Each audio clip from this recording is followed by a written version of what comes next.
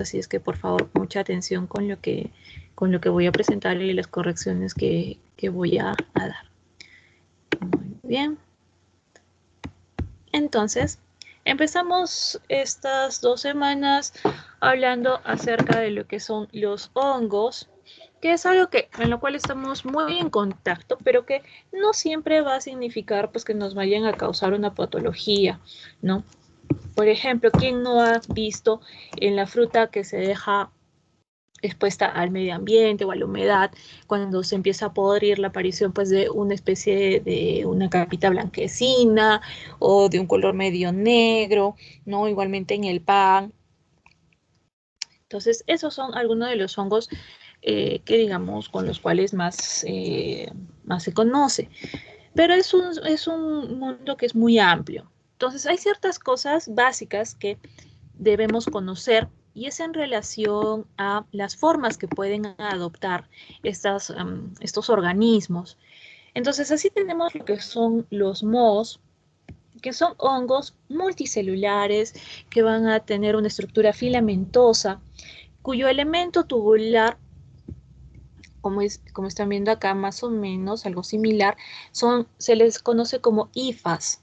Ojo, no son hijas, sino hifas, con F. ¿Listo? El cual, pues, estas estructuras tubulares se van a ramificar, van a ir creciendo y me van a formar como una especie de un conjunto que se va a ir entrelazando, el cual toma el nombre de micelio, ¿no? Que es finalmente lo que nosotros estamos observando, por ejemplo, en esta imagen de acá, ¿no? El micelio es este conjunto de hifas que puede ser un micelio plano o un micelio aéreo. Ahora, en relación a las levaduras pues es un hongo que es unicelular, que muchas veces tiene una forma media redonda, ovalada, que su forma de reproducirse se va a dar por fisión binaria o por gemación. Cuando hablamos nosotros de la gemación es cuando de esta estructura unicelular se va a dar una protrusión hacia la parte externa, una saliente que se conoce como una yema. Esta yema pues va a ir creciendo y finalmente se va a desprender, ¿no? Y va a dar origen a un nuevo ser, ¿no? A un individuo independiente. Entonces, generalmente las levaduras tienen esta forma, ¿no? Y a veces pues van a tener esta gemita que va a ir creciendo y finalmente esto es lo que se desprende y nos va a dar origen a otra más, ¿no? En el caso de las hifas son estructuras tubulares que pueden ser aceptadas, ¿no? O pueden tener estas divisiones que se les denomina septos, ¿no? Entonces tengo hifas septadas, que es importante describir esas características porque a lo largo nos permite la identificación de la clase de hongos. En el caso de la presentación de que sean dimórficos, esto se refiere a que pueden tener tanto la estructura de moho como la estructura de levadura, ¿no? En este caso, pues, se puede presentar en un inicio un estadio de levadura y posteriormente la presentación de la estructura filamentosa del moho o de forma inversa. En relación al tipo de reproducción, las esporas producidas por estos hongos pueden tomar una reproducción por la vía sexual o perfecta, llamada también acá, por favor, la primera corrección, esto es así, ¿listo? Entonces, la reproducción sexual, llamada también estado telomórfico, y la reproducción asexual o imperfecta, llamada también estado anamórfico. ¿Y en qué consiste cada uno de estos estadios? En el caso, por ejemplo, de lo que es la reproducción asexual o anamórfico, vamos a ver que el hongo pues, va a tener un crecimiento vegetativo y la reproducción se va a dar mediante la formación de unos elementos que se conocen como las propágulas asexuales, ¿no? Que es, por ejemplo, que vamos a ver más adelante, son lo que conocemos, por ejemplo, como conidios o esporangiosporas, entre muchas otras que vamos a ver ahorita en las siguientes diapositivas. En el caso de la reproducción de tipo sexual, Acá vamos a ver que dos células, dos núcleos que son haploides se van a fusionar y me van a formar una célula diploide, ¿no? Con un núcleo diploide. Estos van a dar lugar a unas esporas sexuales, las cuales, pues, dependiendo de ciertas características, van a recibir ciertos nombres, ¿no? Entonces, en la reproducción asexual vamos a ver la germinación, con la formación del micelio, con la formación de estas estructuras formadoras de esporas, con la formación de las esporas que son haploides. En el caso de la reproducción sexual, vamos a tener que con la germinación igualmente tenemos el micelio que nos va a dar la fusión del citoplasma que se llama la plasmogamia, ¿no? Nos va a llevar a un estado que es heterocariótico, donde tenemos los núcleos no fusionados de diferentes padres para que luego se produzca lo que es la cariogama, que es la fusión de estos núcleos haploides para darnos un cigoto que va a ser finalmente diploide, ¿no? Entra a la meiosis para formar las estructuras formadoras de esporas, ¿no? Y las esporas pues van a ser de número haploide, ¿no? Y nuevamente este es un círculo vicioso.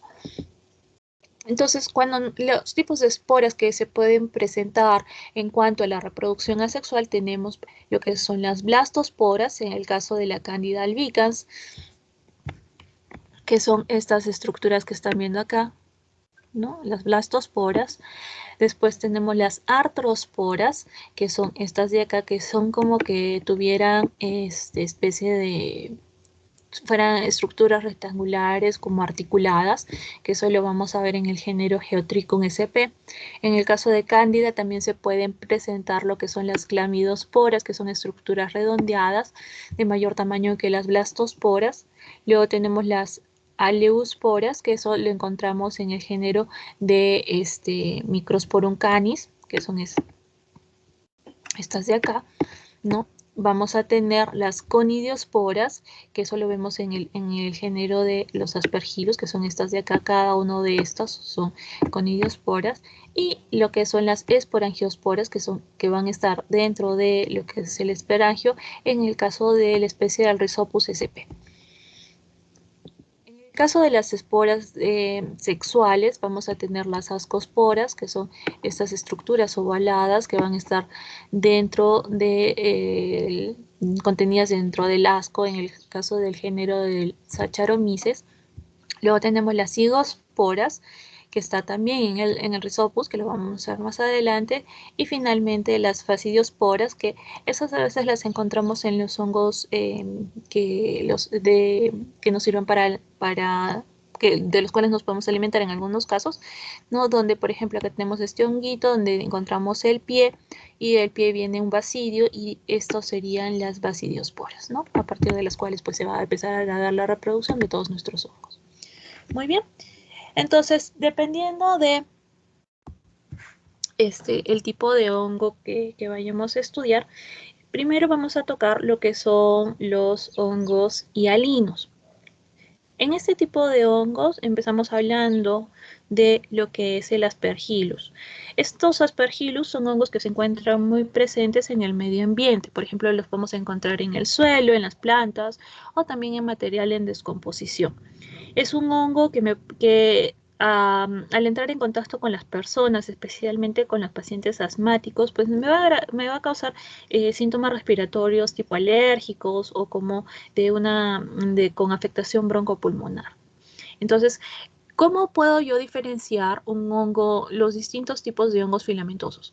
Es importante que conozcamos cómo se va a dar la distribución, por ejemplo, de las fiálides, la presencia o no de las métulas, o cómo están distribuidos los conidios. Entonces, vamos a empezar hablando en general de lo que son los aspergillus, porque hay varios tipos.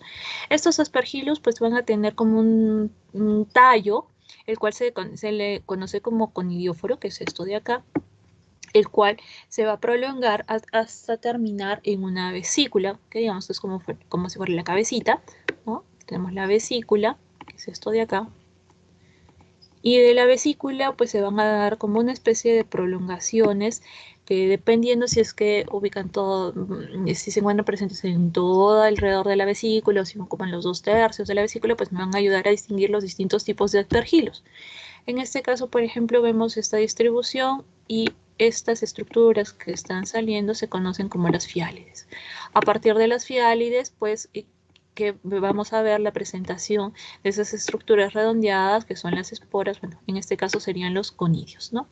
En el caso de otro tipo de hongo, como es el penicillium, vamos a encontrar que este conidióforo que va a tener es un conidióforo que se va a ramificar, ¿no? Y las primeras ramificaciones se les conoce como métulas. De las métulas van a salir las fiálides, ¿correcto? En dos cadenas, en dos ramas. Y de las fiálides, igualmente, como hemos visto en aspergillus, también se van a presentar los conidios, ¿no? Que van a estar, digamos, colocados uno tras de otro. Acá, por ejemplo, lo que nosotros tenemos es el medio de cultivo de un penicillium. Antes de continuar, es importante que les indique que para la tinción que nosotros empleamos para ver hongos es el azul de lactofenol. ¿Listo? Es la tinción que más se emplea. Ojo, no se van a confundir con el azul del metileno, el azul del lactofenol.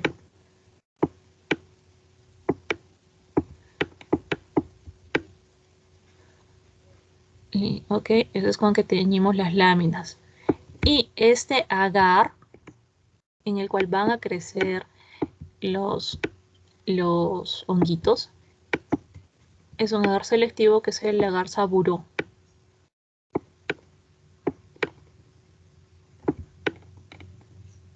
¿Listo?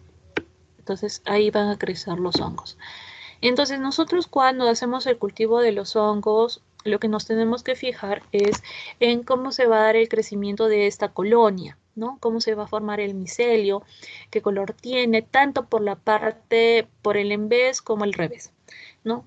Entonces vamos a describir que acá, en el caso del penicillium, son colonias que van a tener esta coloración media verdosa de un aspecto aterciopelado,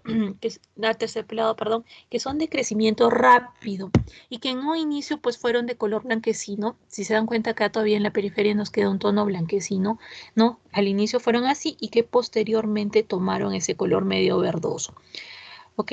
Van a presentar ciertos plegamientos en la parte central, una elevación. ¿Listo? Y si nosotros lo observaríamos por el reverso, pues no tiene ningún pigmento que describir.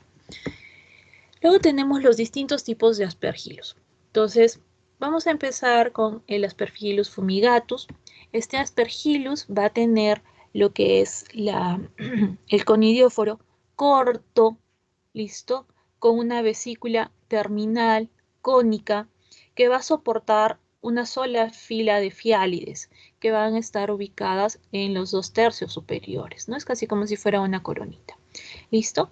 Y luego viene la presencia de los conidios, que es conidio columnar, es decir, uno tras de otro, uniseriada, puede ser globosa o subglobosa. Entonces, esa sería la descripción para el Aspergillus fumigatus. En el caso del Aspergillus flavus, el conidióforo es un conidióforo que es hialino y rugoso, ¿no? Hialino, la estructura es hialina. Vamos a ver que en ese caso también va a tener una vesícula, ¿no? Donde vamos a observar que las fiálides salen directamente de esta vesícula que es globosa, ¿no? Y en el caso de las conidias, pues van a tener conidias radiadas, ¿no? Y biseriadas. Luego tenemos lo que es el Aspergillus niger. El Aspergillus niger, bueno, es fácilmente reconocible por, obviamente, la coloración medio oscura que va a tener, ¿no? Pero igual lo describimos como que el conidióforo es oscuro, es hialino, va a presentar, aunque no se note claramente, presenta también la vesícula. Vamos a encontrar una conidia de forma globosa, radiada, ¿no? Que va a tender a dividirse en ciertas, va a dividirse como columnas sueltas, ¿no? Las cuales van a presentar las fiálides. Y en el caso de, y también este Aspergillus niger me puede dar, ¿no? Que también estamos viendo acá en la imagen, estas estructuras de acá que son las conidiosporas, que van a estar, que son, van a estar sueltas, ¿no? Y que son asexuales. Y luego tenemos el Aspergillus terrius, perdón, que es muy similar al Aspergillus fumigatus, donde vamos a tener un conidióforo también hialino, un poco corto. Vamos a tener una vesícula globosa, a partir de la cual pues salen las fiálides, y las esporas, las conillas, pues se van a encontrar de forma también seriada, ocupando los 2/3, ¿no? de la vesícula. Ahora, ¿cómo describimos o cómo identificamos en el medio de cultivo? Acá tenemos el caso del Aspergillus fumigatus. Este tipo de hongos nos van a dar unas colonias, como están viendo acá, de un color verde oscuro, que son planas, que van a tener ciertos plegamientos, como están viendo acá, listo, que son de un aspecto aterciopelado, ¿no? Y que pueden tener pues los bordes todavía con un pigmento blanquecino. En el caso de lo que es el Aspergillus flavus, que lo tenemos acá, las colonias son colonias que crecen lentamente, que en un inicio tienen una apariencia algodonosa, como se da en el caso de los Aspergillus fumigatus, pero que luego estas se van a tornar de un aspecto pulvurulento, ¿no? Como están viendo en la imagen, y que además pues van a tomar este color medio verde amarillento. Y por el reverso pues no tienen un pigmento difusible. Y además presentan como ciertas ondulaciones, ¿no? Como crecimiento en forma de ondas. En el caso del Aspergillus niger, vamos a ver que tienen este aspecto como medio, si fuera un algodón sobre el cual he lanzado pimienta, ¿no? Entonces vamos a encontrar que la coloración es así, ¿no? Blanquecina, una base blanquecina, ¿no? Sobre la cual encontramos estos puntos negros que corresponden a las conidiosporas, ¿no? Y van a tener también plegamientos en una parte central elevada. Y si nosotros tuviéramos el reverso, pues el reverso no presenta pigmento difusible. En el caso del Aspergillus terrus, pues va a tener este aspecto terroso, son colonias de una coloración café grisácea, ¿no? Con una parte central elevada. Igualmente no van a tener pigmento difusible en el reverso. Muy bien, continuamos con otro tipo de hongos hialinos. Tenemos ahora lo que es Fusarium. Este honguito es también un hongo filamentoso que muchas veces lo podemos encontrar en las plantas y en el suelo, que puede causar cierto tipo de infecciones oportunistas, tanto de presentación superficial como sistémica. En el caso de este tipo de hongos hay que prestarle mucha atención a las conidias. ¿Listo? Estos hongos van a tener macroconidias y pueden tener microconidias, pero lo que más va a caracterizar van a ser las macroconidias. Estas macroconidias son de aspecto fusiforme, como están viendo acá, como si fueran platanitos, ¿no? De aspecto fusiforme, y además, pues, van a presentar estas divisiones, estos septos, ¿no? Entonces van a tener estos septos transversales y que los vamos a encontrar acumuladas, ¿no? Acá, por ejemplo, de este grupo, acumuladas en la punta de las fiálides. Acá tenemos la fiálide. Esta es la fiálide. ¿Ok? Esto de acá. También se puede dar el caso de que Fusarium nos muestre microconidias, pero es digamos, lo que menos se va a encontrar en este tipo de hongos. Este tipo de microconidias, que serían estas de acá, esas microconidias van a tener un aspecto medio ovalado y que cuando nosotros los observamos pues en la lámina van a estar acumuladas como en cadenas, ¿no? Y otro tipo también que se ha visto son las clamidoconidias, que tienen paredes delgadas y que van a estar pues a los costados de las hifas. Ahora, macroscópicamente, es decir, en el medio de cultivo, Fusarium tiene un tiempo de crecimiento aproximado entre 1 a 5 días. Las colonias van a crecer así, van a tener un aspecto medio algodonoso, de un color blanquecino, con un pigmento entre medio rosado crema, ¿listo? Y en el caso del reverso, van a tener una coloración media naranja. Luego tenemos Rhizopus. Rhizopus es un honguito que lo podemos encontrar, por ejemplo, en el suelo, en las plantas, perdón, en lo que son las frutas y las verduras que se encuentran en descomposición, a veces también en el excremento de los animales o en el pan que lo dejamos de repente mucho tiempo en una bolsa, ¿no? Que a veces se humedece, se pudre, se hace añejo, y ahí no sé si ustedes se habrán fijado de que aparece como una especie de manto medio oscuro, medio negro. Ese es lo que es el Rhizopus. A veces es frecuente que lo encontremos en el caso de si ustedes dejan tomates a podrirse, Rhizopus fácilmente va a aparecer ahí. Entonces, este tipo de honguito, nosotros vamos a ver que tiene ciertas estructuras muy particulares, ¿no?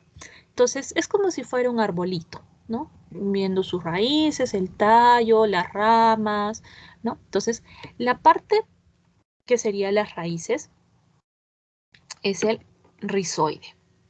¿Listo?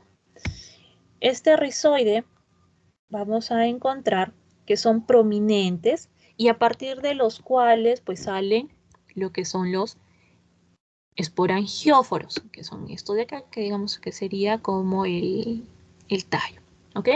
Entonces tenemos que del rizoide sale el esporangióforo. Este esporangióforo son largos, no son ramificados, ¿no? Y van a terminar dándome un solo esporangio, que es como que una bolsita. ¿Listo? Este es el esporangio. Este esporangio es la estructura que va a contener las esporangiosporas, que son estas de acá, ¿no? Que acá las han puesto por separado, ¿no? Las esporangiosporas. ¿Listo? Las esporangiosporas, que serían estas de acá. ¿Listo? Esporangiosporas que son espiculadas. Además de eso, vamos a ver que terminando también el esporangióforo, tenemos la presencia de la columela. La columela es una estructura ovoidal que tiene una apófisis que no es muy prominente, ¿no? Y que se encuentra al final del esporangio. Entonces, en nuestra imagen que tenemos acá, ¿no? Por ejemplo, acá tenemos lo que es el rizoide, acá tenemos el esporangióforo, ¿no? Acá vamos a tener lo que es esto, es el esporangio, acá lo haremos ver. Estas que están medio sueltitas serían las esporangiosporas, ¿no? Y la columela, bueno, acá en la imagen no me permite, no tenemos una columela vista claramente.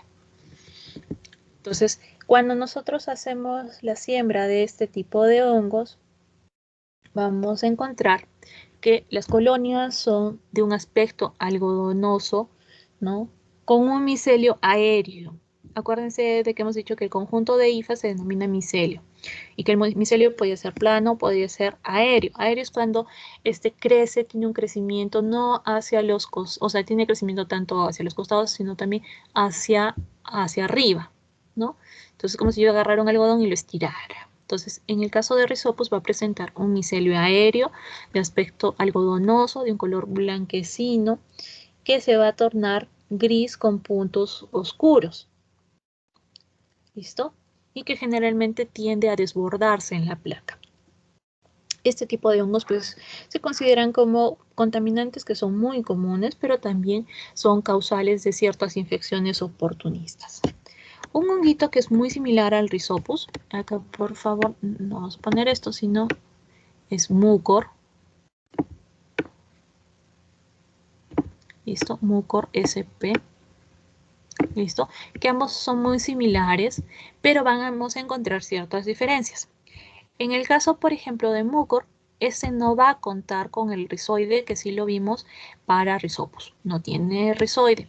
Lo que sí tiene es el esporangióforo, pero un esporangióforo que va a terminar en una columela, ¿no? Nos va a dar la columela, pero que no tiene apófisis, ¿no? Acuérdense que la que sí tenía una apófisis no muy marcada era Rhizopus. Igualmente va a contener el esporangio, ¿no? Con la presencia de las esporangiosporas. Entonces acá, por ejemplo, tenemos esta imagen donde yo observo que solamente hay la presencia, ¿no?, de lo que es el esporangióforo con con el esporangio, ¿no? Y por ahí esporangiosporas sueltas. Entonces, esas son diferencias que en la microscopía nos hacen poder indicar si se trata de Rhizopus o si se trata de mucor. En el caso de los medios de cultivo son también muy similares. Igualmente son colonias blanquecinas en un inicio de un aspecto algodonoso con un micelio aéreo que después se van a tornar de un tinte medio plomizo, igualmente con la presencia de estos puntos oscuros. Tenemos lo que es la alternaria. En el caso de alternaria, como vimos en fusario, es importante que nos fijemos en lo que son las macroconidias. Este tipo de macroconidias que va a presentar alternaria se le denomina mureiformes, ya que van a presentar estos tabiques no solamente en distribución transversal, sino también en el eje longitudinal, ¿no? Y además, estas se van a encontrar agrupadas o, bueno, distribuidas en unas cadenas cortitas, como están observando en la imagen. Este tipo de hongo pues lo podemos encontrar en el suelo, también en las plantas, en la comida y algunas veces, por ejemplo, también en el aire. Es uno de los hongos que está muy presente, por ejemplo, en lo que es el aire acondicionado, en los filtros de aire acondicionado. Si uno no realiza el cambio oportuno, pues alternaria es uno de los hongos que más fácilmente lo vamos a encontrar en estos equipos. Puede tener microconidias también, pero es muy poco frecuente que las encontremos. Lo más ideal sería la identificación de las macroconidias. Y las hifas, obviamente, que vamos a encontrar, acuérdense que esta es la hifa, ¿no? Son hifas septadas, ¿no? Que tenemos las divisiones, hifas septadas, ¿no? Igualmente en la imagen, estas serían las macroconidias y acá, por ejemplo, tenemos lo que son las hifas, estos de acá, ¿no? Ahora, macroscópicamente, este es el aspecto de alternaria. Son colonias también de un crecimiento rápido que van a tener un aspecto medio lanoso, de una coloración blanco-grisácea, de un micelio plano, ¿no? Que después se van a tornar un poco más oscuras y de aspecto algodonoso. Y en el caso, si es que yo las viera por el reverso, estas tienen un pigmento de color medio marrón a negro. No solamente acá nos están poniendo la imagen del anverso, pero que nos ayuda, ¿no?, también a hacer el diagnóstico. Muy bien, entonces eso es en cuanto a lo que son estas micosis superficiales. Lo que son los dermatofitos, vamos a decir que son aquellas lesiones o que son aquellos hongos que lo que van a causar es lesiones a nivel tanto de la piel como de las faneras, ¿no? Porque van a tener predilección por lo que es el consumo de la queratina, ¿no? Esa es la forma en la cual se van a poder continuar reproduciendo.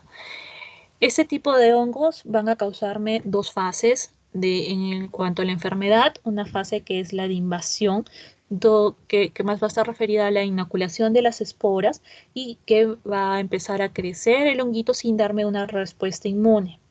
Y luego viene una fase inmunitaria en la cual ya hay una inflamación propiamente, ¿no?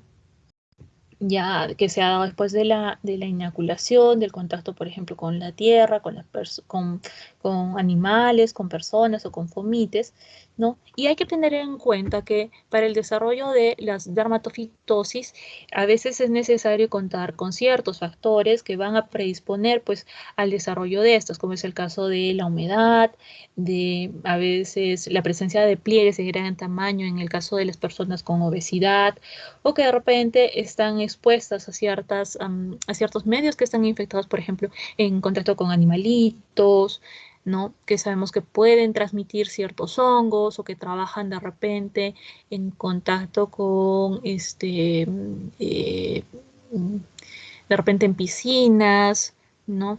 La otra cosa es el empleo de fomites, que fomites sabemos que es cualquier objeto que puede transmitir una enfermedad, en el caso de compartir toallas, compartir sandalias, compartir peines, ¿no? Por ejemplo, entre los hermanos, ¿no? También aquellas personas inmunosuprimidas por alguna enfermedad o también que se encuentren en tratamiento con corticoides. Entonces, este tipo de honguitos, sus esporas se van a introducir en la piel, van a germinar, van a formar lo que son las hifas, las cuales se van a diseminar más que nada a nivel del estrato córneo y van a colonizar, pues, y van a inflamar la piel. Y como respuesta a esta invasión, se va a producir, pues, la inflamación que hemos dicho, ¿no? Se puede dar infecciones de forma recurrente o infecciones crónicas, como es el caso, por ejemplo, de las tiñas, tiña pedis, ¿no? Lo que es el pie de atleta, ¿no? Entonces, van a encontrar que a las lesiones producidas por algunos de estos hongos se les denomina tiñas. Y depende de la región, pues, que se va a ver afectada. Tenemos el caso acá, por ejemplo, de lo que es la tiña capitis, ¿no? Lo que es la tiña corporis, ¿no? Cuando hay estas lesiones eritematosas, ligeramente pruriginosas, que luego se tornan un poco descamativas, ¿no? En el cuerpo. Si de repente se encuentran a nivel inguinal, van a ser la tiña de cruris, o a veces es específicamente en la barba, entonces van a ser tiña barbae, ¿no? Entonces, dependiendo de la zona, pues a veces van a recibir el nombre y también vamos a encontrar que hay mayor predisposición por ciertos tipos de dermatofitos. Estos dermatofitos van a crecer, tienen un promedio de incubación de 21 días, que es el tiempo que aproximadamente se va a demorar entre que se inoculó el hongo y empezaron a aparecer, pues, los primeros indicios de la presencia de estos hongos, ¿no? Igualmente, pues, los casos más comunes, aparte del pie de atleta, pues son las famosas onicomicosis, ¿no? Estas lesiones en las uñas que finalmente van a causar, pues, a veces la destrucción completa de la placa unguial. Ahora, en el caso también de los tipos de, perdón, los tipos de dermatofitos que vamos a tener, estos pues han sido, digamos, dispuestos en tres grupos importantes, como es el caso de el Trichophytum rubrum, perdón, vamos a ver lo que es el Microsporum, ¿no? La primera, de que dentro de esto tenemos el Microsporum canis, el Microsporum gypsum. Dentro de lo que son los Trichophyton, tenemos Trichophytum mentagrophytes, Trichophytum rubrum, el Tonsurus y el Verrucosum. Y finalmente el Epidermophilitum flucosum. Son alrededor de 40 especies de dermatofitos, pero estos son, digamos, los que más importancia clínica van a tener para el hombre. Ahora, esta imagen que ustedes tienen acá es una de las formas en las cuales nosotros hacemos el diagnóstico de dermatofitosis. ¿Qué es lo que hacemos? Podemos agarrar y tomar, por ejemplo, muestras de las escamas de piel. Acordémonos que la lesión o el foco de estos hongos es a nivel de la piel y de las faneras. Entonces, yo con un bisturí, por ejemplo, puedo hacer un raspado ligero a nivel de la zona infectada, desprender estas escamas de piel y agregar esto, el KOH, hidróxido de potasio al 10%, con la finalidad de, digamos, tratar de desintegrar la mayor cantidad de células epiteliales y que tenga, en mi observación directa, porque es simplemente microscopía directa la que hacemos para el diagnóstico, tenga esta imagen de acá, ¿no? La presencia de las hifas que muchas veces pues me van a dar el diagnóstico junto con otras características estructurales de estos hongos. Entonces, esta es una forma en la cual yo puedo hacer el diagnóstico. Si fuera, por ejemplo, de cabello, igualmente yo puedo tomar una muestra de cabellito, mirarla al microscopio y ver si la presencia del hongo se encuentra por dentro del cabello o por fuera del cabello, ¿no? Y eso me va a guiar muchas veces a saber qué tipo de hongo es. Obviamente también se debe de realizar el cultivo en agar saburo, pero en el caso de los dermatofitos, estos demoran un poco más en su crecimiento, ¿no? Hemos visto que son 21 días aproximadamente en que se empiecen a reproducir. Entonces, más o menos también va a demorar en desarrollarse los medios de cultivo. Entonces, vamos a hablar un poquito de cada uno. En el caso de lo que son los microsporum, tenemos que tomar en cuenta las macroconidias, que van a ser estructuras multinucleadas que van a presentar una pared gruesa, equinulada o verrucosa.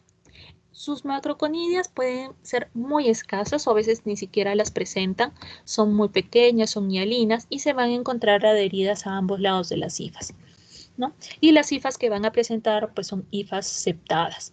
Este tipo de microsporum tiene mayor predilección por tener una afectación hacia la parte externa del cabello, ¿no? Sobre todo lo que es Microsporum canis, Microsporum gypsum. Entonces, en el caso de Microsporum canis, este tiene un crecimiento un poco más rápido, entre 3 a 5 días, ¿no? En medios de cultivo, el macroconidio va a presentar esta forma, ¿no? Media ausada, con un extremo distal puntiagudo, y por dentro vamos a observar estas divisiones que van a dar, a esto se le llama el lóculo o célula, y vamos a encontrar que en el caso de Microsporum canis va a tener más de 6 lóculos, ¿no? Y en el caso de las microconidias que hemos dicho que pueden ser escasas o a veces no están presentes, ¿no? Las encontramos a los costados de las hifas septadas. Entonces, esta es la macroconidia, ¿no? Acá tenemos la hifa septada. Y acá en la imagen no se logra evidenciar las microconidias, ¿no? Y acá tenemos lo que es el ectotrix.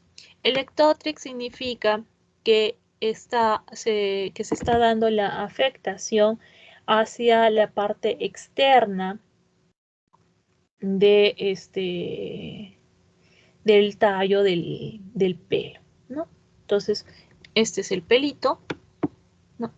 Y la presencia de las hifas, miren, acá está la hifa con una microconidia, la vamos a encontrar hacia la parte externa de este tallo, ¿no? Muy distinto va a ser lo que es el endotrix, que lo vamos a ver más adelante. Ahora, macroscópicamente, ¿cómo observamos? Son colonias que van a tener un aspecto algodonoso, de un color blanquecino, con ligero plegamiento en la colonia, muy delimitadas, ¿no? Con un pigmento en el reverso medio anaranjado. Tenemos Microsporum gypsum, y obviamente que quien más transmite Microsporum canis pues es generalmente los perritos, ¿no? En el caso de Microsporum gypsum, también tiene un crecimiento alrededor de los 5 días. Vamos a encontrar que las macroconidias se encuentran en abundancia y que van a tener, a diferencia de canis, el extremo distal lo tienen más redondeado, ¿no? Como pueden ver acá en la imagen. Con forma a veces le dicen como si fueran puros, ¿no? Y que además va a presentar menos de 5 lóculos o células, ¿no? Nosotros acá tenemos 1, 2, 3, 4. Entonces también la cantidad de lóculos es menor en el caso de Microsporum gypsum. Y además, pues le pueden presentar microconidias igualmente ubicadas a los costados de las hifas tabicadas, ¿no? Como están viendo acá en la imagen. En el caso de la macroscopía, las colonias pues tienen este aspecto pulverulento, con de un color medio crema rosado. No son unas colonias que están bien delimitadas, con una parte central, con un hundimiento central, mejor dicho, y que por el revés pues tienen este color medio anaranjado.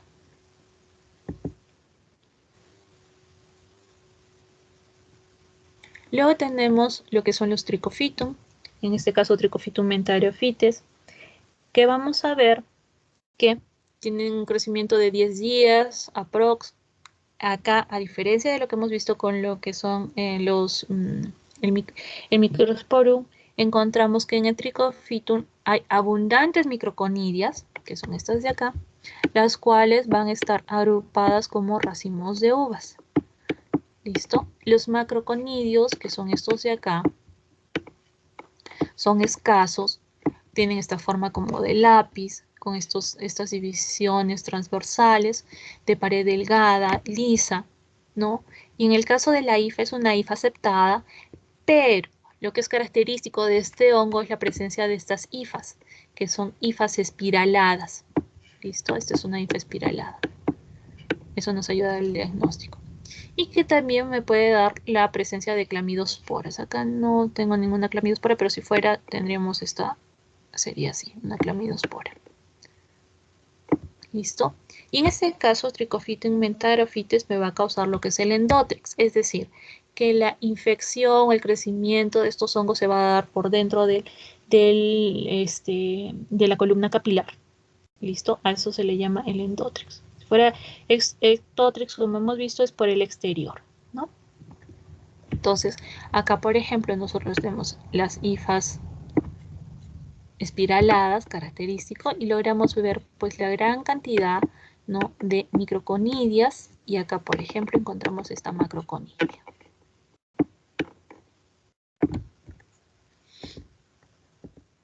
Y esta es la imagen de lo que es el endotrix. El endotrix vamos a encontrar pues el cabello con este crecimiento por dentro de las hifas, ¿no? La imagen no nos ayuda mucho, pero si fuera el ectotrix, han visto que por acá tendríamos la presencia de las hifas, ¿no? En el caso del endotrix, acá vamos a tener la presencia de las hifas. A ver.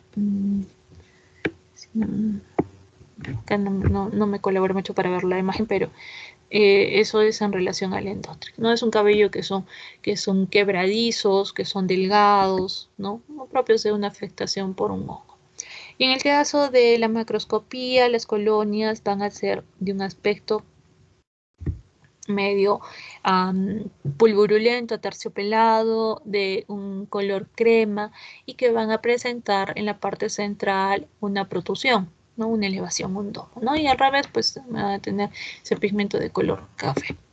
Entonces, esto es a lo que nos referimos con el ectotrix, ¿no? Que lo hemos visto, por ejemplo, con la presencia del Microsporum, ¿no? Que la lesión se va a dar por fuera de la columna capilar, y el endotrix, la lesión es por dentro, ¿no?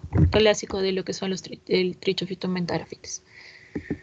Luego tenemos el Trichophytum rubrum, que crece aproximadamente 14 días. Igualmente ponemos atención en el caso de las microconidias, porque son también abundantes y van a tener esta forma como de lágrimas, ¿no?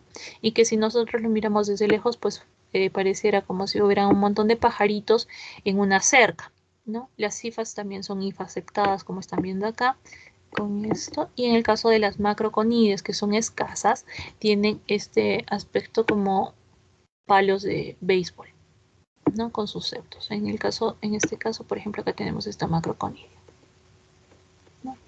Entonces una macroconidia, pero las demás en su gran mayoría pues son microconidias.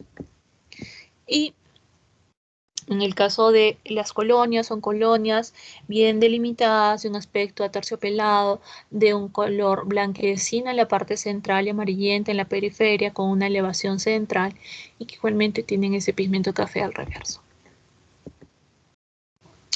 Y finalmente, en el caso de lo que es el Epidermophytum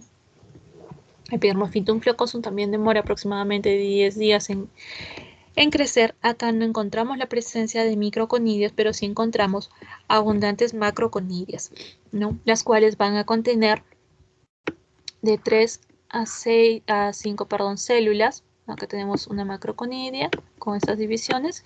Cada una de estas es una célula. Estas macroconidias tienen una pared delgada y lisa y que tienen un aspecto como de mazo.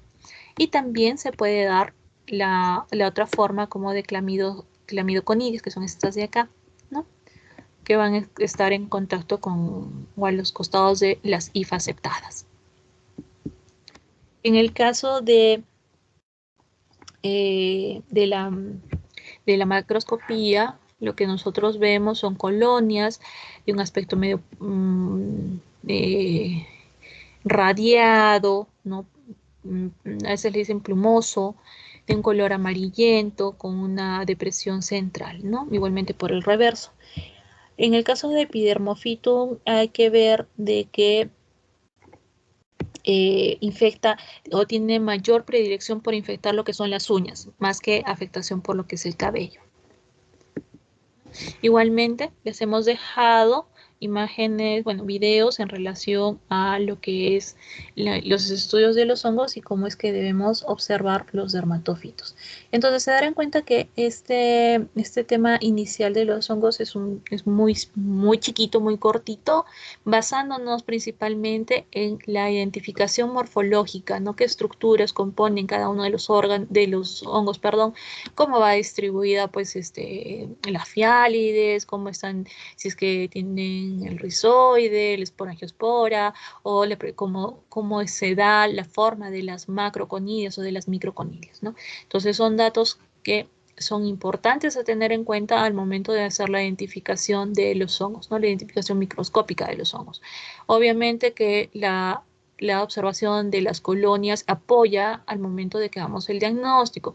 A veces es un poco complicado que los hongos crezcan, ¿no? Toma su tiempo, hay que darle ciertas condiciones, a veces un poco, dependiendo de cada hongo, a veces necesitan temperaturas alrededor de los 55 grados, ¿no? Son características que van a variar de acuerdo al tipo de hongo que estemos pensando que me está causando la enfermedad. Entonces, ahora que ustedes van a tener los temas a desarrollar los casos clínicos de las tiñas, me parece que ha sido tiña pedis, tiña capitis y tiña corporis, van a encontrarse de que estas patologías pues no es solamente presentada por un solo tipo de hongo, a veces son 2 o 3 los que mayormente se van a dar, pero hagan las revisiones por favor en relación al hongo más frecuente, ¿no?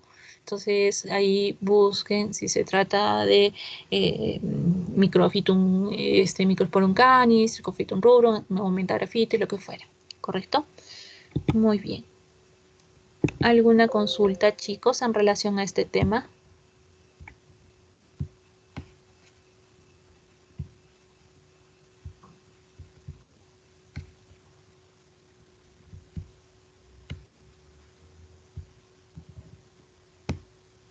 Doctora, Sí, Joeli.